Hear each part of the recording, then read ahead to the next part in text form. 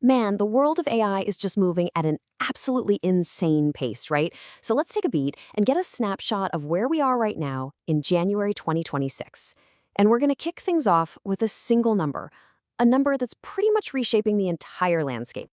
$100 billion. I mean, just let that sink in for a second. It's a truly staggering figure, almost hard to even wrap your head around. And look, this isn't some far-off projection for the future. This is the price tag right now for building the next generation of intelligence. So the big question is, what exactly does that kind of money buy? Well, it's a massive planned investment from NVIDIA pouring right into OpenAI. And you got to understand, this isn't just a partnership, it's a full-on strategic alliance to build the AI infrastructure of tomorrow. We're talking about deploying millions, literally millions of GPUs, those super powerful chips that are basically the engines of AI, and putting them into these enormous new data centers. And believe me, this is about way more than just speeding up some chatbots. You know, OpenAI's Sam Altman really put it perfectly. He said that this compute infrastructure, that's going to be the basis for the economy of the future. So this deal, it signals this core belief that the nations and, yeah, the companies that control this raw level of computing power, they're the ones who are going to be shaping our future.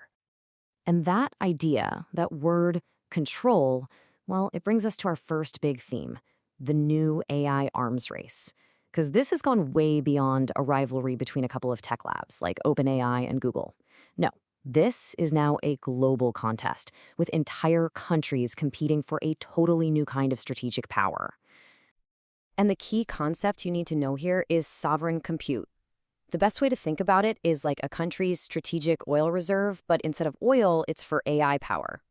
It's all about building these massive, dedicated AI infrastructures on your own soil. Why? To guarantee your digital independence and to keep a competitive edge over your geopolitical rivals. And a perfect example of this in action is the tech prosperity deal between the UK and the US. It's being backed by a huge $22 billion investment from Microsoft, that's about $30 billion US dollars, to build Britain's largest AI supercomputer. And get this, it's going to be powered by over 23,000 top-of-the-line NVIDIA GPUs. The message here is really stark. If you don't own your own compute, you are taking a huge risk of becoming strategically dependent on the countries that do. Okay, so countries are in this massive race to build the hardware. But what about the software? Who's actually winning the race to create the most powerful AI models? Let's dive in and meet the top contenders. All right, but before we can even talk about winners, we have to understand, how do we even judge these things? And it really boils down to two different philosophies. So on one hand, you've got user preference. This is measured by leaderboards like Elamirina, and it's all about the vibe, right? Which model just feels more helpful and natural to a real person in a blind test. And then on the other hand, you've got benchmark intelligence, which is tracked by indexes like artificial analysis. This is all about raw, measurable brain power. How well does a model score on these really tough standardized tests in math, science, and coding? And what's so fascinating right now is just how specialized the field has become. See, as of early 2026, there's really no single best AI that does everything. If you just want the model that most people prefer for general everyday stuff, that's going to be Google's Gemini 3 Pro. But if you need pure complex reasoning for really hard problems, OpenAI's GPT 5.2 is the undisputed champ on those benchmarks. For coding, Anthropic's Claude Opus 4.5 is the absolute go-to. And for reliable web research where you actually need citations, Gemini 3 Pro grounding is leading the pack. So, okay, with all these different models, picking the right one might seem a little daunting, but it's actually way simpler than you think. So here is a super quick 30-second guide to help you pick the perfect AI tool for whatever you're doing. Look, the most important thing to remember is to match the tool to the task. So, step 1, do you need to code? If the answer is yes, go straight to Claude Opus 4.5. It's just fantastic at fixing real-world code problems. Step 2, do you need facts from the web with sources you can check? Then you'll want to use Gemini 3 Pro grounding. It's the best for providing those citations.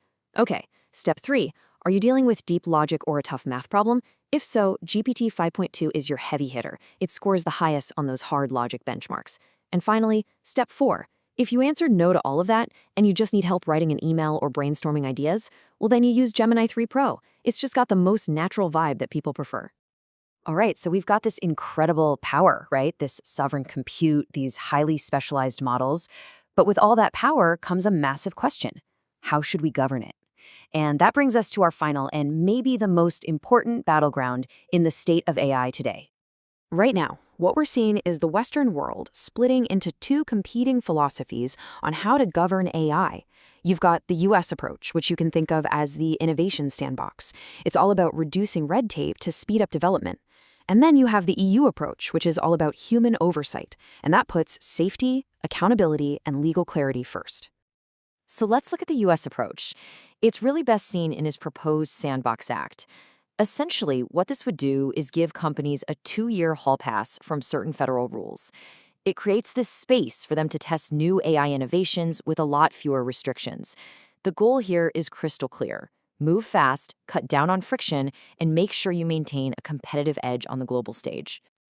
Now, in stark contrast, just look at Italy. They recently passed the first national AI law in the entire EU, and their law requires human oversight in supercritical areas like healthcare and justice. It mandates parental consent for kids under 14 using AI, and it even brings in criminal penalties for things like harmful deepfakes. So over here, the main goal is totally different. It's about building public trust by baking in accountability and safety right from the start. So, here we are, early 2026. And the AI world is really being defined by these three critical battlegrounds. First, you've got the technical race for smarter and smarter models. Second, you've got the geopolitical arms race for that sovereign compute power. And third, you have this fundamental ideological clash over how we should even write the rules for this incredibly powerful new technology. And all of this, all of it, leaves us with what might be the central question of our time. As AI's power just keeps growing exponentially, which path is going to win out? Is it the one that says, move fast and innovate at all costs? Or is it the one that prioritizes safety and human oversight above all else? The answer to that question, that's what's going to shape the next decade, for sure.